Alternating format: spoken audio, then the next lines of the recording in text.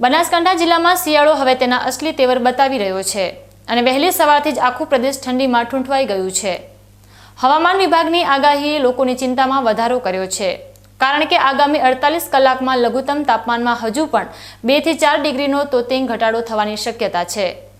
ખાસ કરીને ઉત્તર ગુજરાતના કાશ્મીર ગણાતા ડીસાના લઘુત્તમ તાપમાન સીધું 2.7 ડિગ્રી જેટલું ગગડીને 13.3 ડિગ્રીએ પહોંચી જતા વહેલી સવારે હાડ થીજવતી ઠંડીનો અનુભવ થઈ રહ્યો છે। આ આંકડાકીય ફેરફારને કારણે સમગ્ર જિલ્લામાં હિમ જેવો પવન ફૂંકાતા જનજીવન પર તેની વ્યાપક અસર જોવા મળી રહી છે। દ્રશ્યોમાં જોઈ શકાય છે કે આ કાતિલ ઠંડીથી બચવા માટે લોકો હવે મજબૂરીવશ ગરમ વસ્ત્રો અને તાપણાના સરણા લેવા મજબૂર બન્યા છે। વહેલી પરોઢિયે અને સમી સાંજે સોસાયટીના નાકે અને જાહેર રસ્તાઓ પર લોકો તાપણી કરીને શરીરને હૂંફ આપવાનો પ્રયાસ કરી રહ્યા છે।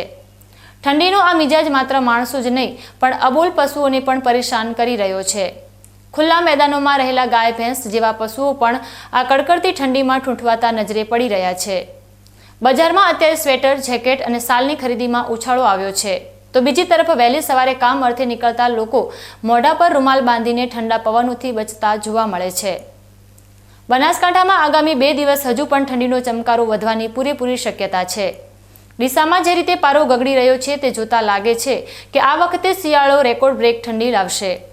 વહીવટી તંત્ર અને આરોગ્ય વિભાગ દ્વારા પણ ઠંડીથી બચવા અને ખાસ કરીને વહેલી સવારે નીકળતી વખતે સાવચેતી રાખવા અપીલ કરવામાં આવી છે।